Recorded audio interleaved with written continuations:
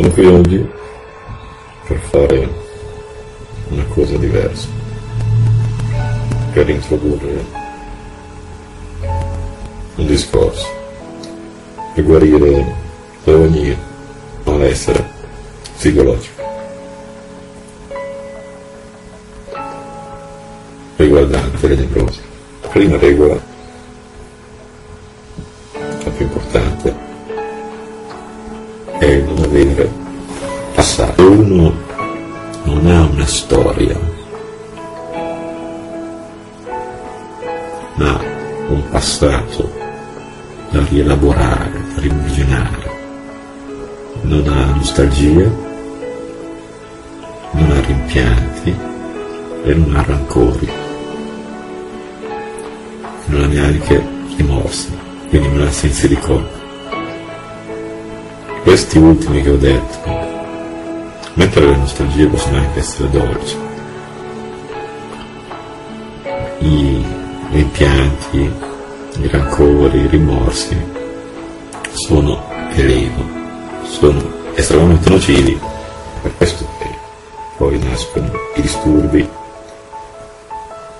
e successivamente le malattie. Bisogna pensare che appunto esiste solo il presente, non c'è passato. Il passato è legato un po' a questa nostra materialità, fisicità, a questa illusione del reale. Che cos'è il reale? È uno spazio. Se non c'è spazio-tempo, non c'è storia, non c'è passato e non c'è neanche morte. Quindi la paura di morire non esiste più. Un ambiente che è praticamente l'eterno, quello forse da cui tutti veniamo. Nell'eterno non vi è spazio né tempo, è eterno. Non c'è il tempo, non c'è lo spazio. Non senza tempo, senza spazio. Veramente, per la mente umana è difficile arrivare a questo concetto, non riesce a raffigurarsi e quindi si arrovella su paure inconsce. Mentre se uno ragionasse in questo modo non esisterebbe più l'ansia, ansia legata a paura inconscia. Non esisterebbe quindi neppure il disturbo dell'attacco di panico, non esisterebbe la depressione, perché non ci sarebbe più un senso di vuoto, dato che non si vive più per il tempo o per lo spazio, si vive il presente e il mondo si fa ogni istante.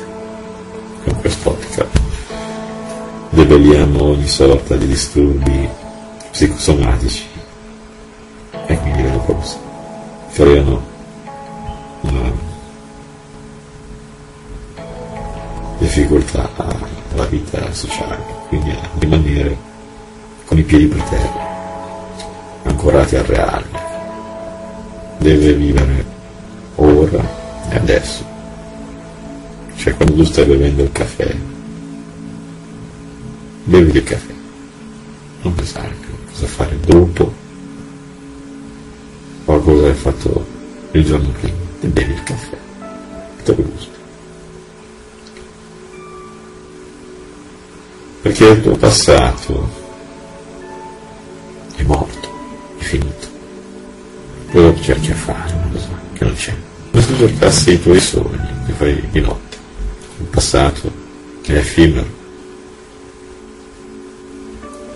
non esiste più.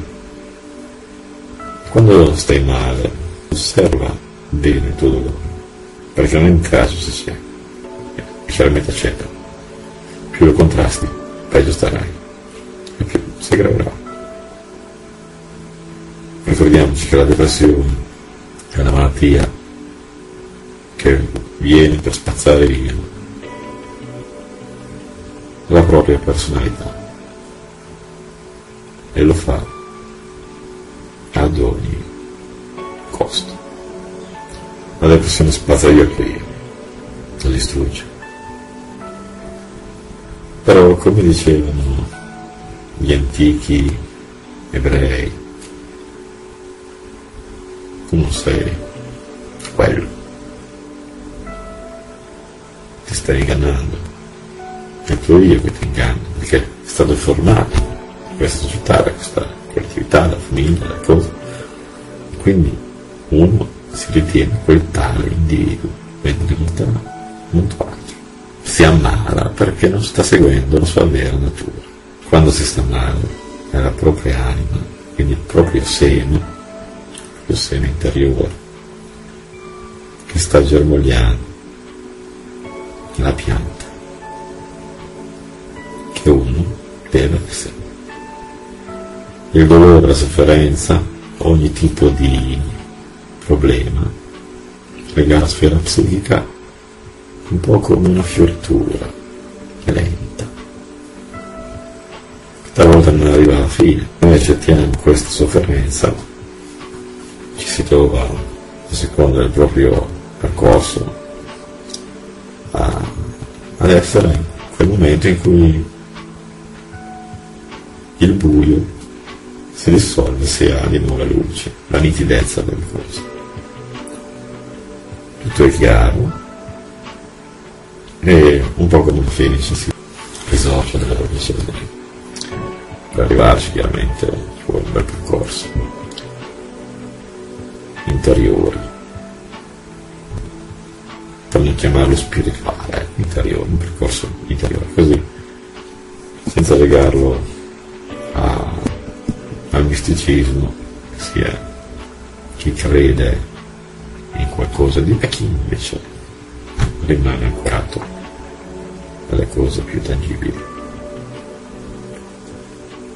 Perché non importa quanto sia in basso, uno dice quando tocchi il fondo poi risali.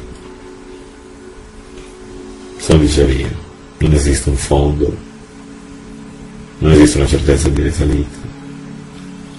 Per ognuno quel fondo è diverso, a seconda della propria esistenza.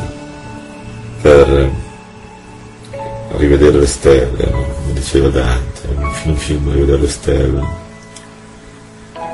bisogna andare nel proprio inferno, nel proprio abisso, come lo chiamavano gli antichi alchimisti, nella loro opera al nero, cioè scendere nel proprio abisso, nell'inferno, della nostra anima, del nostro io interiore, e praticamente sconfiggere i propri demoni, le proprie paure, le proprie angosce. Solo così si potrà appunto raggiungere l'uscita dal buio,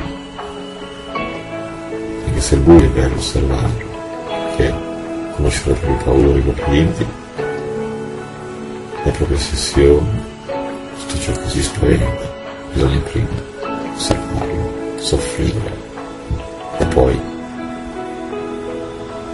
debellarlo da solo, si debella da solo.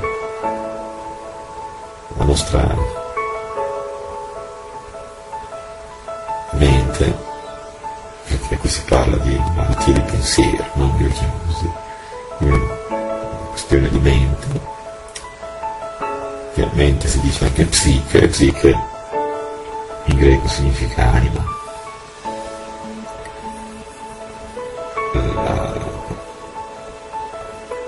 La mente, o la psiche, o l'anima, o proprio l'interiore, lo seme, come volete, fa sì che uno guarisca, tra virgolette guarire, perché in realtà non c'è niente da guarire, si tratta appunto semplicemente di uscire da questo abisso in cui si è finiti involontariamente, ma tramite un percorso di vita che ha portato a quello. Proprio prima di noi era una terra in vista, no?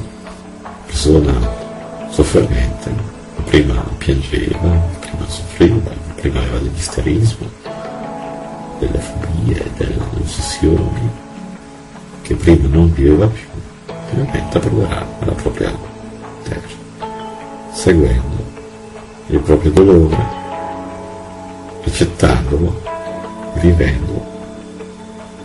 Poi, una volta superato lo scoglio finale, soltanto nel presente, perché il proprio passato lo conosce già, non gli interessa più e sarà una vita splendida nuova.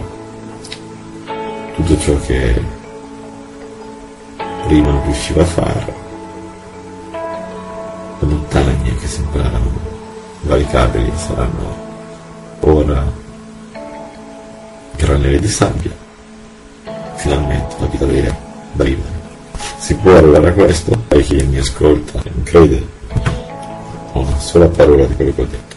Se seguite un po' queste parole e vi siete persi, sappiate che c'è sempre una speranza e la terra c'è laggiù in fondo al mare. La terra c'è.